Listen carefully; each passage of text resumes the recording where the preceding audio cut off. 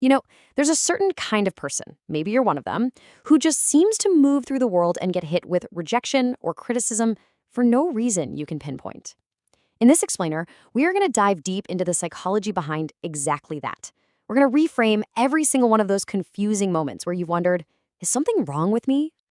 Does this sound familiar? Maybe you felt it your whole life. Just this subtle hostility, a feeling of being on the outside, even when you know in your gut you haven't done anything wrong. You might have been told you're too intense or just too much. But what if it's not about a flaw at all? What if it's about a frequency? Okay, let's just sit with this for a second, because this idea is everything. The issue isn't that you're wrong, it's about what you represent. This quote completely flips the script. It's not a personal failing, it's a reaction from the world around you. You're not the problem, you're the mirror. So what is it about that reflection that's so unbearable for some people? Well, if we look at the work of psychologist Carl Jung, the conflict happens when someone with an integrated, whole energy, that's you, walks into a world that's mostly learned to live in pieces. Your very presence, just by being you, becomes disruptive. This is such a crucial shift in how you see things. That hostility you feel, it's not a judgment on your character. It's an unconscious, almost primal reaction from other people to the parts of themselves they've buried or disowned. And you, in your wholeness, unintentionally remind them of what they've lost. So let's get into the first sign, because this is where it all starts. It's this ability you have to sense when things are off. You feel it when someone's words don't match their energy, when their smile doesn't quite reach their eyes. It's more than just intuition, it's like your perception is tuned to a higher definition. And to really get this, we need to talk about a key concept from Jung, the persona. Just think of it as the social mask we all put on. It's that polished version of ourselves we show at work, or at parties, or all over social media.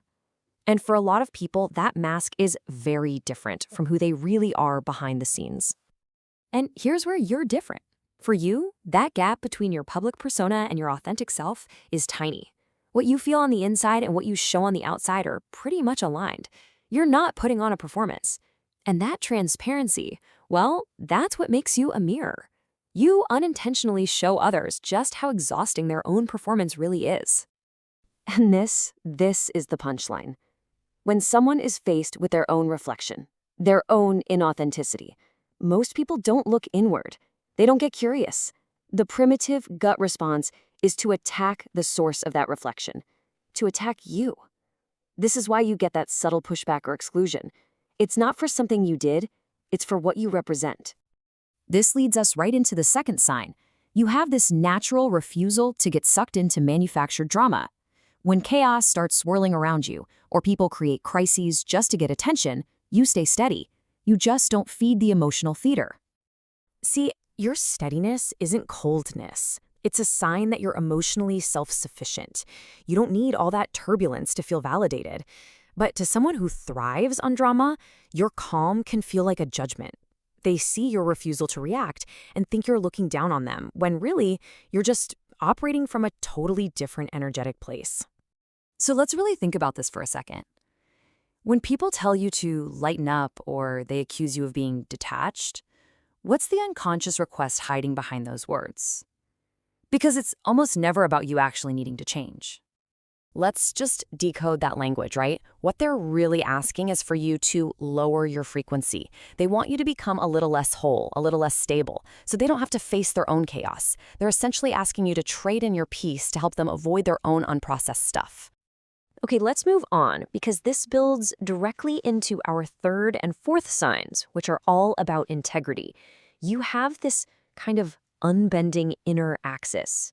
Your feelings, your thoughts, and what you do, they're all lined up. Jung actually had a word for this process of becoming whole. He called it individuation.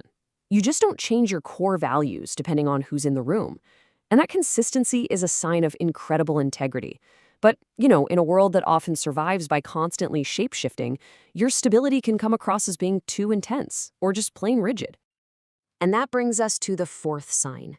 You just can't fake a connection where there isn't one. When a conversation feels empty or hollow, you can't pretend to be engaged. Now, in a world that prizes being polite over being authentic, this can look like you're being aloof or cold, but it's not. It's a form of self-preservation. It's what we could call energetic honesty. Now, this fifth sign, it's probably the most profound one. You carry this kind of gravity, a deep knowing that doesn't really seem to match up with your age or your life experiences. There's just an oldness to your soul. Jung tried to explain this with his idea of the collective unconscious, this concept that we all inherit a psychic blueprint that carries all the accumulated experiences of humanity. And for some people, like you, the wall between your conscious mind and this layer is just thinner. It allows you to tap into a kind of ancestral wisdom. You just know things you were never taught. So the takeaway here is huge. The pushback you get, it stops being personal and becomes something much bigger. It's archetypal. People aren't just reacting to you as an individual. You end up symbolizing something ancient and powerful, and that can be deeply, deeply unsettling for systems and people built on superficiality. Okay, so now that we've kind of unpacked the why behind all this, let's talk about the what now. This is about moving from just understanding it to being empowered by it. It's about finally getting that this isn't a burden. It's a signature of your purpose. And here is such a powerful way to reframe maturity. It's not about living a perfect life with no conflict or misunderstanding. No way. It's about getting to a place where you can see that hostility, you can observe it, but you don't internalize it. You don't let it define who you are. You see the projection, but you don't absorb it. So what's the path forward? First, you have to get this. Your solitude isn't a flaw, it's your frequency. Second, the rejection you felt wasn't a punishment, it was a selection process. Third, your value was never, ever up for debate based on whether other people could see it. And finally, the deep peace you're looking for, it arrives the moment you let go of needing everyone to get you. This is really your final task. You have to stop wasting your precious, vital energy trying to justify your own existence to people. This doesn't mean you become bitter or you shut down. It just means you recognize that you cannot force someone to see something they are not ready to see. And their readiness, that is not your responsibility. So I'll just leave you with this final thought. What if the goal was never to be understood by everyone? What if your unique frequency, the very thing that has sometimes made you feel so alone, is actually a beacon? A beacon guiding the very few people who are meant to find you, to resonate with you, and to see you, finally, for exactly who you are.